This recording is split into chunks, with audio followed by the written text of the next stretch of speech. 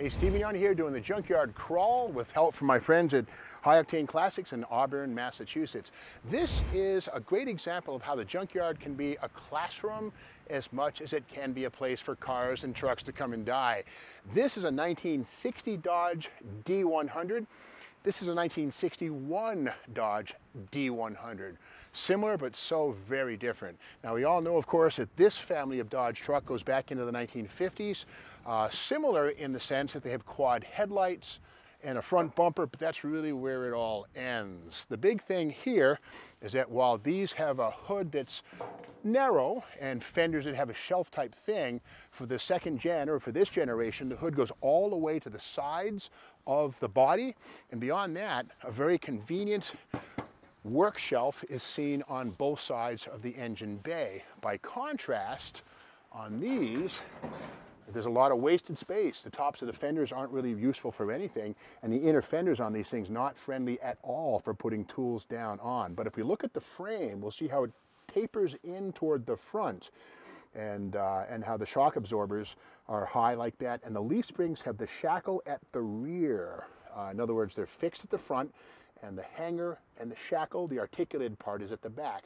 But over on the totally new 1961, we'll see again that the frame is actually much wider. It doesn't taper in at the front nearly as much. That's all about accommodating big block engines. It's true that 413 and 426 wedges, 4-barrel engines, not max wedges, and 383s and 361s were all absolutely possible in the 61 onward Dodge D100 pickup truck, whereas these ones here were strictly polysphere and antique V8s, no big blocks. But again, we mentioned how the shackles on that are at the rear of the leaf spring. Well, here in 61 up, Dodge moved the shackle toward the front, and that's helpful in maintaining stability, and basically the wheelbase doesn't change when you hit the brakes as much. It doesn't want to dive and squirt the axle forward. Not that it's a big deal, but the Dodge engineers clearly thought it was worth modifying and changing.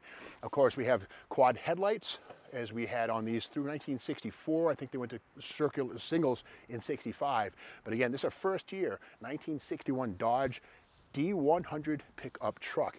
And this here is a brochure from 62, the second year for the Dodge truck. And we can see right there, this is the top level truck with the chrome bumper, chrome grille. By contrast, this one here is a very basic fleet truck with the painted grille, painted bumper. And inside, the big thing, again, is that drop frame. And you can see right there where underneath the cab, the frame goes down low, which brings the height of the truck lower than it would have been in 1960 and earlier. And the cab and the hood, we can see on that right picture, easier servicing. The hood goes vertical on the 1961 up, which makes it much easier for people to work on it. But here's the funny thing. The old body style lived on a little bit after 1961. And where? Well, in the town panels. We can see on the right various versions of the panel. The nose was the same stuff used in 1960, but again, for the pickup trucks and bigger trucks, the new styling, the swept line styling, was the rule. So these two live side by side, but when it comes to pickup trucks, 60 is the final year for that stuff, 61's the first year for this stuff. Now we continue our little tour here, and we'll notice that the lines of this come down and have a sweep to them. And in 61, these actually were part of the Dodge Dart brand, believe it or not. 1961, the only year that the Dodge pickup trucks were Darts. In fact, the wheel covers, we can see one of them right here, that was shared with low-line Dart passenger cars. Here's one from this truck right here. So it's kind of weird. Most people think of a Dodge Dart. You think of, you know, the high school stoner's car in 1965, 67, 68, the compact Dodge Dart. But you got to remember, 1960, 61 too, the Dodge Dart Phoenix, the Seneca, those were full-size cars. But under that umbrella of Dart, so too were these trucks. And they shared that styling, which is kind of odd. In fact, if you look at that hood right there, that's the hood from this 61 truck. Those fake louvers that are pressed into the skin of the hood, those were also seen on 1961 Dodge Dart Seneca passenger cars. So again, the styling touches, the themes that were consistently used from top to bottom in the model line absolutely brought this into the Dart fold. But again, just as Valiant was its own line in 1960, it became the Plymouth Valiant for 61. Dodge shuffled things, and of course the Dodge truck lost its Dart nomenclature for 1962. Although with that said, I've never seen a 1961 Dodge pickup truck with the word Dart on it anywhere, but factory paperwork and corporate papers do show the word Dart in 61. Now these do have a very useful cab, similar wraparound windshield as 1960, but these no longer have the dog leg. Speaking of dogs, this is our new mascot right here, Lockjaw. He's very quiet, never bites. I love him, doesn't eat, very quiet, great little dog.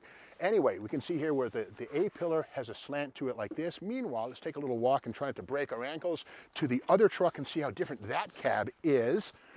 And we can see where the wraparound windshield was pretty modern for the time when this came out in like 1955, but the windshield has this strange reversed A-pillar and this dog leg, this thing right here, that you could bonk yourself on getting in and out. Now, of course, Dodge trucks weren't the only one. 58 Chevy, all the GM cars had this weird dog leg, as they call it. But inside this here, you can see a pretty austere cab, you know, similar styling. Dodge didn't change too much inside, although the new cab was lower, and that was all about that drop center frame.